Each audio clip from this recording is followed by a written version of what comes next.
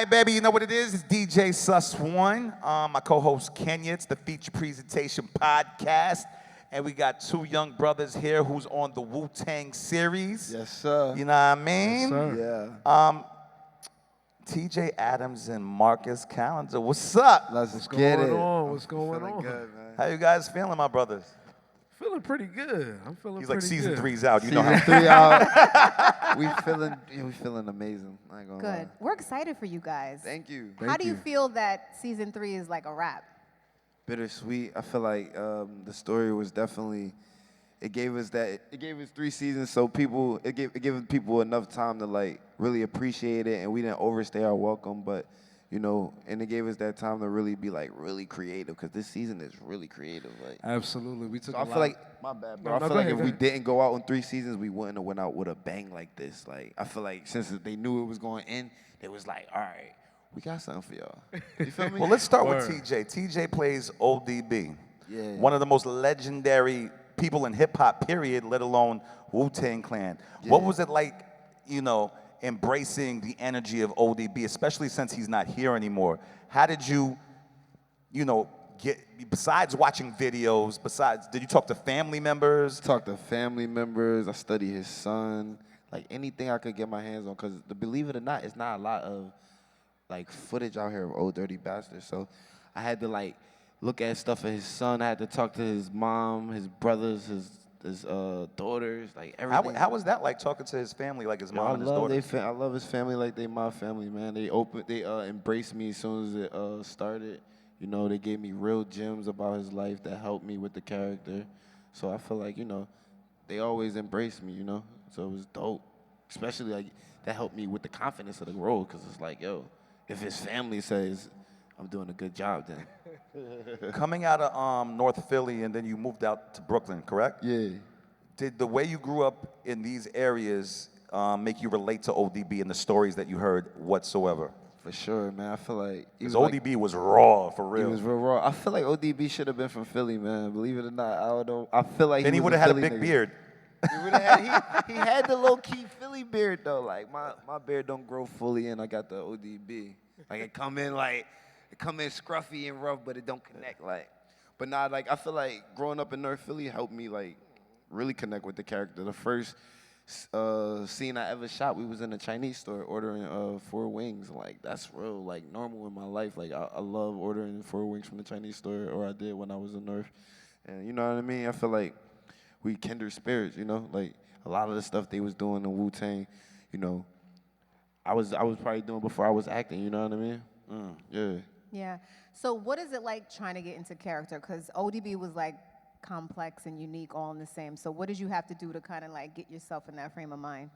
I had to make sure I just had fun with it, because ODB was like a fun character. So I'm like, I don't want to take it, not take it serious, but I just don't want to be take myself too serious in this role. I want to make sure I just have as much fun as I can with this character, like every time I did a scene. So you had no pressure, you're saying? No pressure? No pressure, like knowing how legendary he is, knowing how many fans, not only did he have for his solo music, but the whole Wu-Tang Clan. There was no pressure on becoming the ODB. After I got the role, and I feel like after like we shot the first 2 episodes, the love everybody was giving me on set, it was like, nah, no pressure after this, because the people who was really with him, you know, showed me love, and like they was telling me I was really embodying the character. So I'm like, they was really with this dude. I never met him in my life. So if they saying I did the job well, then I'm like, yo, it's no pressure at all. Yeah. How did you get the job? How did you get the role initially? I went in for Raekwon at first, and then I was like, I don't think I'm Raekwon, but I'm going to do my best anyway. I'm going to do my best anyway. So they was like, yo, come in for ODB. I was like, whatever, yo. So I'm going to just go in again and see what's good. I didn't think I was ODB. I ain't gonna lie. I had like a clean face at the time.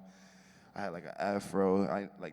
They cut the size of my hair for the role, so I didn't think I was ODB. I was like, yeah, whatever. That's a big character. I'm thinking they're gonna give it to, you know, Daniel. You know, he take all the roles anyway. I'm like, they gonna give this to Daniel. I'm not ODB at all. So. But you are, right? In a sense. In a sense, yo, it's crazy. Trust me, because I didn't see it coming. Like I didn't grow up thinking like in a million years that I would be ODB. You know what I mean? Even looked at as ODB. Yeah. So you guys look like you're a day over 20. My old ass was raised in the 90s, and I used to, when I first started DJing, I had vinyl. I was DJing a lot of the Wu-Tang records. I went to basement parties where they were playing a lot of the Wu-Tang records, and one of the biggest ODB records was Brooklyn Zoo. Now, TJ, being a rapper, because I found out that you spit, when you were listening to his music, did you get inspired? Were you like, wow? Because he's, ODB not only was spitting, he was very animated. Yeah. His energy was on a whole nother level. He completely stood out. Yeah. So did it inspire you at all, listening to the music Yeah. and hearing his lyrics and hearing his energy and his cadence and everything, being a rapper yourself? When I first listened to ODB, it was like a vibe. So I'm like, all right, cool. But then when I played the character, that's when I was like, yo, this dude is, because I had to really see what he was saying. A lot of the stuff ODB rap, I feel like I can't catch everything he's saying, but when I really look at what he's saying, I'm like, he's actually saying some really cool stuff. So I'm like, yo, it inspired me after I started playing them, you feel me? At first, I didn't have like the open air, I just thought it was dope music. But then when I played the character, I'm like, yo, this dude is really on the next level. And I said this before, I said like, everything ODB did, I feel like is being done now, like as far as new rap. Like back in the day when he was coming up, it was all about lyrics, and lyrics was everything in his. Well, no, I want to interrupt there. Lyrics was everything in bars, but the beats, the producers meant a lot. You know what I'm saying as well. Now I feel like it's more about the production and the vibe. And the feeling. Yeah, and the feeling. But back then it was really like the raw hip hop beats and definitely the lyrics. So that's why, because you look like a day over 20. That's why I wanted to know how you vibed out with it. You know what I'm saying? How do you feel watching yourself in the role? I feel like just grateful to be a part of such an iconic legacy, to be honest, because Wu-Tang, it means so much to the culture, means so much to me, so I just be really thankful. Yesterday, I ain't gonna lie, I really cried watching episode 303, because it was Did you say you cried? cried, bro. I couldn't believe how. We're men. You can't admit that live in front of I people. gotta keep it real, man. Like it was a real tear. Like I couldn't believe how good everything came together. Nah, congrats. Like, it's production killed it. My man Marcus killed it. Like everybody, we really did our thing, and it was like, it was my first time actually like really reflecting, because I was just in it, And Marcus, you play Power. I do, yeah. Yeah, and Power wasn't a rapper. He wasn't a producer. To people who might not know who Power was to Wu-Tang, please explain it, your character. Okay, so Power is the executive producer, the Wu-Tang Clan. So, he's on the business end of things too. But even more so, besides the business, you know what I'm saying? They call him Power for a reason, you know what I mean? Like, Power's the kind of cat, he walks into the room, you feel his presence, you never not know he's there, you know what I mean? He's not the loudest one in the room at all, but you know he's there. And I feel like what he also contributed to the group was that energy, you know what I'm saying? Like, that energy that cats needed to, like, whether they were stuck on, like, trying to write a rhyme or, like, didn't know what the next move was, Power was always that person that kind of, like, put the battery in him. You know what I'm saying? I mean, back in season 2, there's a scene with me and Raekwon, and he's trying to figure out his verse and he's trying to figure out his verse for the Cream record. And in that scene, he's going back and forth with Power, like, yo, like, I don't know what to write about, and da-da-da-da-da. And Power's like giving him that knowledge and giving him that encouragement. So that's also what Power contributes as well. How did you get the energy to become the power boss that he was? Like, you know what I'm saying? Yo, so season 1, even when I was auditioning for it, I didn't know who Power was. And I didn't really look him up or anything like that. I kind of was going in and just doing what I was doing because it was working. Once I got the role, I kind of realized, like, oh, okay. I think I kind of see why I might have been cast as this guy. Because him and I have a lot of, like, similarities just in terms of, like, how we move. And Are like, you saying that you're a boss? Is that what you're saying? Yeah, I'm going to say that. You know what I'm saying? But, like, just like the way he moves and his, like, mindset about things. I said earlier that Power's always thinking about what's the next thing. He's always thinking ahead. He's never comfortable, you know what I'm saying? And I'm very much like that as well. But once we started filming, I didn't meet Power until like 7 episodes in. So at that point, you know what I mean? Like, the character was pretty much already established. Were you nervous when you met him? Like what he was gonna say about the work that already took place? First of all, the way I met him was in very Power fashion, meaning he didn't reach out to me himself. He had his peoples kind of reach out to me, like, yo, like, Power wants to meet you, Power wants to meet you. I'm like, well, I don't even know who you are. Hold on a second. Next thing I know, I'm on set. I get a text like, yo, what's good? It's OG Power. I said, oh, shit. What's going on? He gives me a call because we had to stop filming because it was raining, so I had the time. So he gives me a call, and we end up talking for like 3 hours. And like, for real, like the first time we spoke, it was just like, oh, shit. Like, yo, we felt like brothers already. Next thing I know, like an hour later, I get a knock on the door. He pulls up. He pulled up to set. Did you give him your address, or he just showed up? He just showed up to set. He just, but that's very, like he moves like that. You don't know you don't know what he's gonna do, but he gonna do it how he do it. You know what I'm saying? He's kind of ghost like that. So he just pulled up to set. He's like, yo, what's good? Da da da. So we like talked and shit. And yeah, he gave me his blessing. Like, yeah. That's absolutely amazing. Is it true that you got handpicked by Inspector Deck? I did? I didn't know that. Oh, that was a rumor. All right. I just wanted to see if that was true. That's crazy. If that was true, I was about to be like, that's crazy. Shout out to Inspector Deck. I didn't know that. How did you get picked? I mean, I went through the process like everybody else. I auditioned. But I mean, honestly, from the very beginning, it felt like me. You know what I mean? Like it didn't. Like that was one of those auditions where, like, as actors, like, we'll go in on something, and it's like something that we really want, so we kind of just put a lot of energy into it.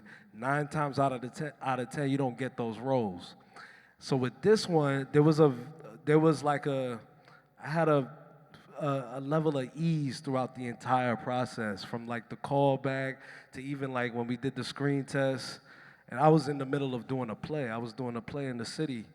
So like, everything was kind of working around that schedule. But like, I don't know, like every time I went in the room, it felt right. And so when I finally realized who Power was, it was kind of like, oh yeah. It makes sense. You know what I'm saying? And I think that applied to how they cast the entire cast. Because even if, like, it's not even about like looking like the people per se. Like I think we all just kind of have the energy of who we're playing. You know what I mean? Like we all just kind of have that feeling.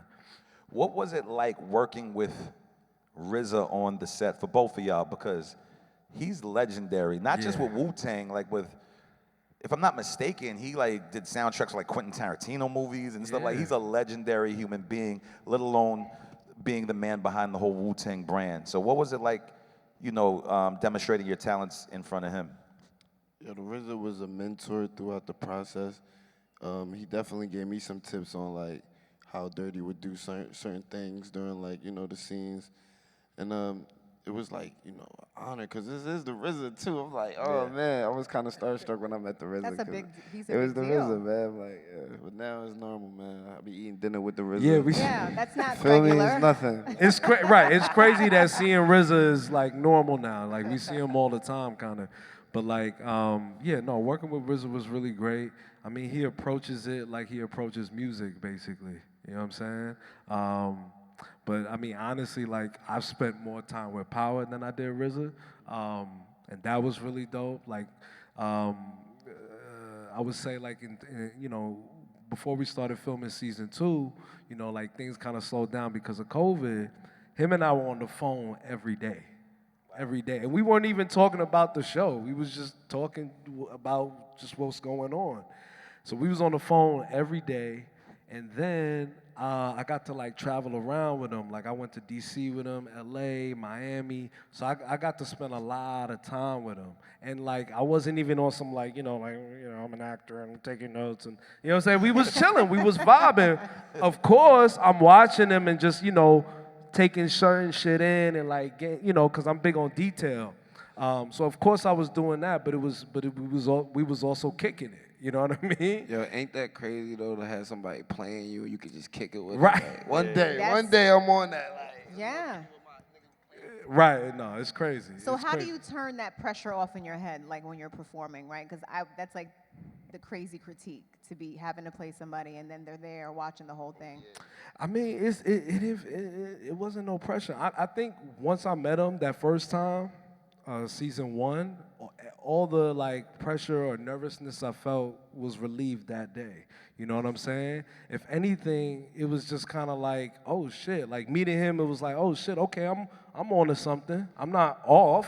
You know what I mean? Like I'm definitely on to something, and just but being able to spend that time with it, like I got to see shit that like, yo, like how could I see this if I'm not with him right now? You know what I mean? Like, Well, that's what I wanted to talk about. Let's segue into that before we talk about season 3. Being around, being in the Wu-Tang American Saga series, did you guys experience some of the Wu-Tang energy that they might have, like the girls, Yeah. the attention? Yeah. I noticed TJ smiled instantly.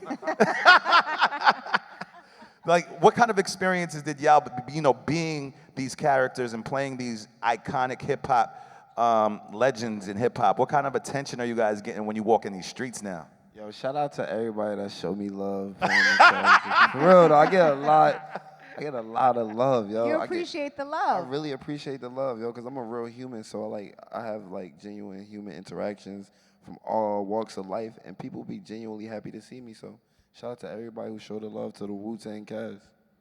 Yeah, no, it's dope. It's dope. No, people definitely rock with the show. I've experienced shit. I love the answers, yo. Look, I mean, like I was in Paris a couple of months ago. And I was in Paris, What happened at the Eiffel Tower, Marcus? the other day. I was in Paris a couple of months ago, and like being recognized in Paris was crazy. Yeah, Because that's amazing. I was not expecting. I was chilling, shopping. I'm in Paris. Like, oh, like, yo, you power. I said, Definitely yeah. will. How'd you know that? So yeah. So what can you guys tell us? Season 3, Wu-Tang American Saga Season 3 actually aired today. What can you tell us about Season 3 and what is going to be different from Season 1 and Season 2? Man, season 3 is crazy. Like I said earlier, since they knew it was the last season, I feel like everybody just went hard. The actors, the writers, production, everybody stepped it up. Like, yo, we gonna go out with a bang. So the creativity on season 3 is unmatched. I never seen nothing like it on TV. We got 3 movies in the season. My episode is 303. I play Dirt McGirt. It's like a whole nother character, but it's still intertwined with what's going on the whole show. And it's a black exploitation movie directed by Mario Van Peebles. Oh my God, man. Yeah, it's crazy. That's You good. can give it up for that. Yeah. Give it up for It's that. dope. What do you have a favorite memory from this season? From this season? Oh man. We shot some shit in here. I'm sorry. We definitely But we shot some shit in here. In this building, In yeah. this Hell building. yeah, we shot a couple of things. Yeah, so- My favorite memory from season 3. Honestly, I would say it was shooting 303, son. That was fun.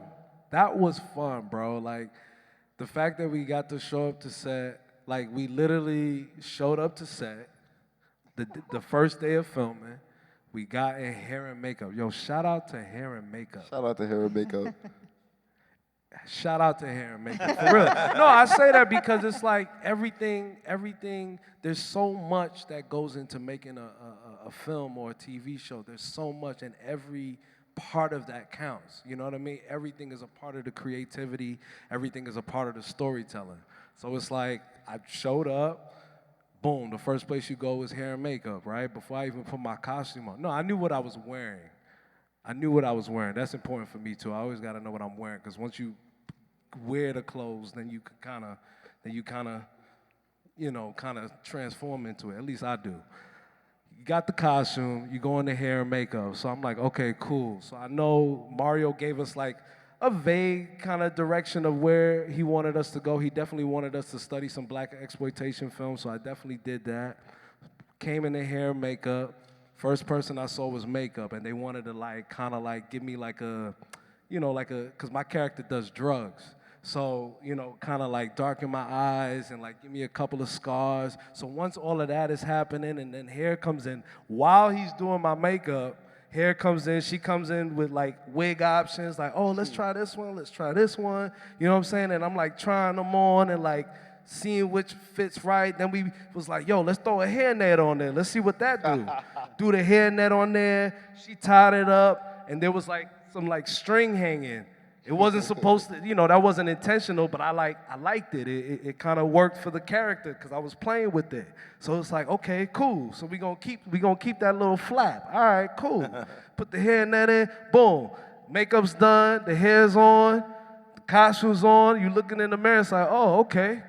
Oh, this is where we at. All right. Then you get to set, you know, you got your lines and got the situation, and it's just like, boom, you just throw yourself into it. So it was like I was literally coming up with the character on the spot, like everything, you know, forming the role as we were going. Like that was quite an exercise as an actor, but it was so fucking fun. Shout out to Mario. We mentioned Mario a lot. That's because he's a really dope director. Mario Van really Peebles, that dope is. director. Mario Van Peebles. What made you change the voice up, bro? Because I ain't gonna hurt. Cause of the wig. The wig? It was, you know, it gotta. Put you in the zone. You put me in the zone, though. I told you that, bro. Like, when I seen you do your character, I was like, oh, no. Word. I gotta Oh, shout step out. my whole thing up now, yo. I want to ask you guys something. Were you guys, before you got this role, well, everybody's aware of Wu-Tang Clan, but did y'all listen to the music at all before you guys got these roles? Or getting the roles made you pay attention and be like, let me really do my research on the music and all that? I was doing music since I was like 16, and I was with this group in Philly called the Bakery Boys, and we changed our logo to resemble Wu-Tang logo. We used to rap over Wu-Tang Clan beats. Like, one of my first shows was Wu-Tang Clan. Like, I was rapping over Wu-Tang Clan, ain't nothing to fuck with. So when I did it on TV, I was just like, nah, this is crazy. So I was super tapped into Wu-Tang. This is all documented too. Y'all can check that out. I was super tapped into Wu-Tang. I feel like this whole thing is like a whole manifestation for real. Nice. So chase your dreams, man. Don't let nobody hold you back, for real. Word. That's right. Do you have a favorite Wu-Tang song? Brooklyn Zoo. All right. You What feel about me? you, Marcus? Bells of War.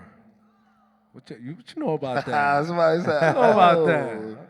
that?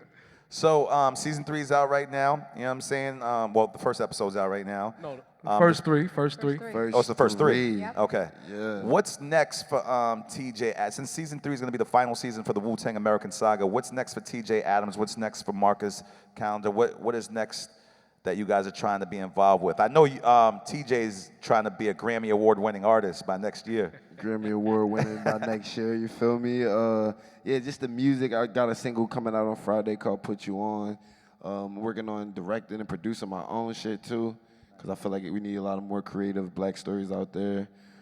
Clothes, anything creative, man. So I'm like huge on creativity, so I'm gonna always be doing something creative in front of the scene or behind the scenes. As for me, definitely got something coming up. Can't speak about it yet, but got a little something coming up. I'm also a writer too. So I'm Writer meaning music, no. scripts? Scripts, yeah. Okay. And and plays. I wrote a play too. But I'm co-writing on a film right now. It's called Year of the Dog. So be on the lookout for that. Nice, nice. Well, we appreciate having you guys on the Thanks for podcast. having us. Thank you. In closing, is there anything that you want the Wu-Tang, I don't know if you guys met all the members of the Wu-Tang, being involved with this, but is there anything that you would like to say to the Wu-Tang family, since you guys are now part of their legacy? Thank you. Thanks for having us. Yeah, for sure. Well, this is iconic for us too because you did some scenes in this actual some building scenes here in in here. Newark. And from what I understand, we are the first official podcast Oh, that here has at taken Newark place Symphony. Legendary. at Y'all be Newark doing some Symphony Hall. legendary So shout out to Newark Symphony Hall. Word. We Yes. appreciate y'all for that. So Well, we greatly appreciate y'all for coming to the Feature Presentation Podcast. Thanks, man. I'm going to manifest things for you right now. You guys are going to be in plenty more movies, TV shows. You're going to be performing with Rihanna and Doja Cat by next year. Word, yeah, invite me. All right, and I appreciate you guys, man. All right, man. Wu-Tang, the American Saga, Season 3. Season 3. First 3 episodes is out right now. The Feature Presentation Podcast is up right now. First episode with Michael B. Jordan. These young fellas are the second episode, so make sure you guys subscribe. And we appreciate y'all, man. Let's get it.